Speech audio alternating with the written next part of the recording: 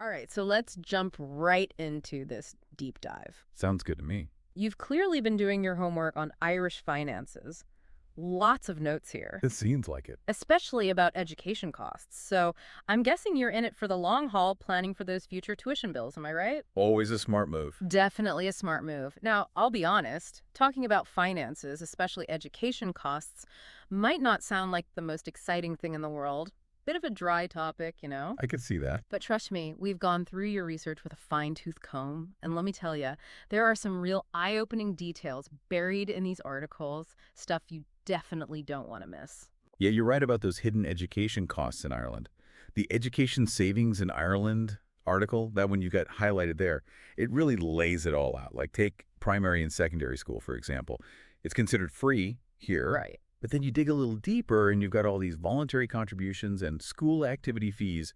They can really add up, and surprisingly quickly, too. It's like that old saying, there's no such thing as a free lunch, or in this case, a free education. Exactly. But all joking aside, you've got some really great resources here to help you tackle those costs head on. Absolutely. This article does a fantastic job of outlining some solid saving strategies. Regular savings accounts, they're always a good starting point.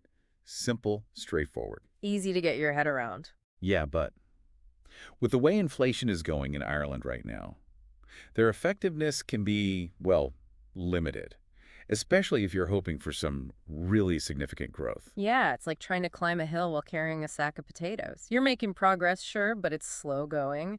Yeah. So, what can you do to outpace that inflation then? What are some other options?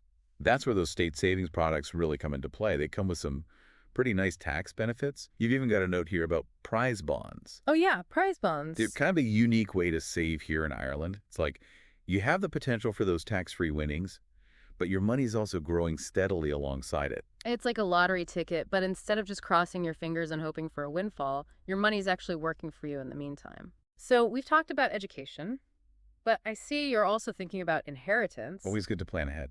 And let me tell you, this whole Section 72 policy, this thing from the inheritance tax article, that's some next level financial planning right there. It almost sounds too good to be true. It's definitely a very useful tool, especially when you look at Ireland's tax landscape. Hmm. The inheritance tax rate here, it can be pretty high, up to 33% above certain thresholds. 33%, that's a serious chunk of change. So, how does this whole Section 72 policy actually work then? So basically, it boils down to taking out a specific type of life insurance policy, a Section 72 policy. The death benefit from it, that's the payout that goes to your beneficiaries when you pass away. It's not subject to inheritance tax. And that means It means your loved ones get to receive the full amount. It could potentially save them a huge amount of money. it's like you're creating this protected pathway for your wealth to be passed on to your heirs, completely bypassing that huge tax burden. Exactly. Clever. And this is especially important in situations where you're thinking of passing on valuable assets, like the family home, for instance. Right. Yeah, that makes sense.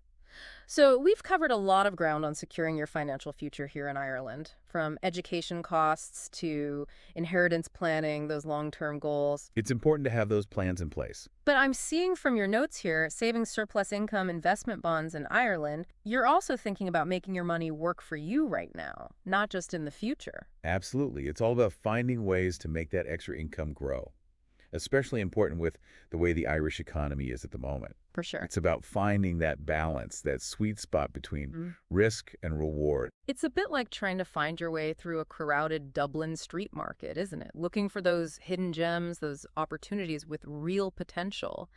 But you don't want to get lost in the crowd or worse, end up with buyer's remorse. That's a great analogy. And you mentioned investment bonds. They definitely fall into that category of long-term strategies. Right. Good potential for growth there. Okay, tell me more about those investment bonds. There's a case study in this Investment Bonds in Ireland article, a woman named Siobhan, and her returns seemed pretty impressive. Yeah, Siobhan's case, it's a good example of the potential these bonds have over time. She invested a significant amount, and after 10 years, it had grown quite a bit. Right. But there's a catch. Oh, There's a 31% exit tax on any gains when the bond matures. So you have to factor that into your calculations when you're looking at those potential returns. 41%. That's a sizable chunk. Sounds like something worth talking to a financial advisor about. Make sure it aligns with your overall strategy. Absolutely. Good advice. Now, for those who might not be ready to dive headfirst into investment bonds, there are other options. Okay, good to know. You've got that Saving Surplus Income article there. It's got a great overview. Right, I've got that one open here. Lots of different possibilities in It's there. like a treasure chest full of financial possibilities, all these different avenues. We've got state savings products making a comeback.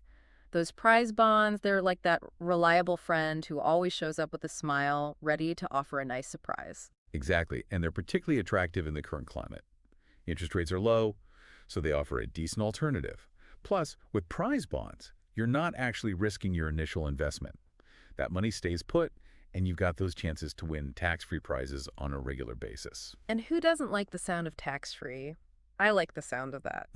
So we've talked about traditional savings like those prize bonds. We even got into the whole world of investment bonds. Some pretty interesting stuff in there. But then your research took this turn. You went off the beaten path with this community education program source. And I have to say, that one really caught my eye. It's not something you typically see when you're researching personal finance, but it's a really cool angle. I'm glad you think so.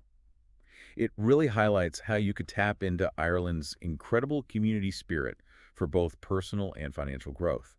Okay, so tell me more. Well, we often get so caught up in formal education, Hmm.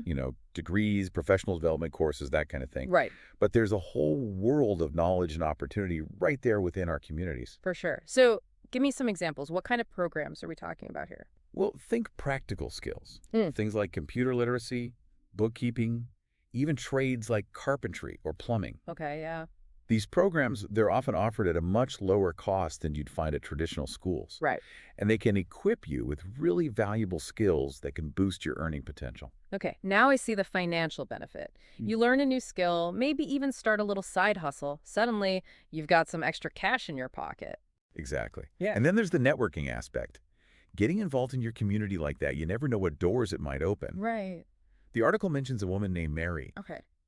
She took a basic computer course just to brush up on her skills, and she ended up teaching those same skills to other people in her community. Wow. Turned her knowledge into a source of income and contributed to her community at the same time. It's like that whole ripple effect thing. You gain new skills, you share them with others, and it just creates this amazing cycle of learning and growth. Exactly. I love that.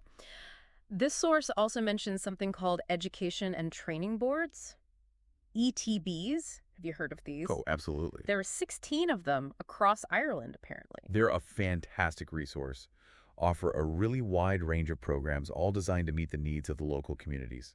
That's incredible. So we've covered a lot of ground today. We have. From those long-term saving strategies to unearthing these hidden gems like community education programs, it's been quite a deep dive. It really has. And as you continue on this financial journey, keep this in mind. That source on digital nomads and tax, it really got me thinking. You're clearly interested in personal finance, and Ireland is becoming a really attractive place for people who can work from anywhere. Have you ever thought about the possibilities of working remotely, but from Ireland? Now that's an intriguing question to end on. Combines those financial aspirations with a chance to experience all that Ireland has to offer. Remember, everyone, this is just the start of your journey. Keep exploring, be curious, and you never know what incredible opportunities await you right here on the Emerald Isle.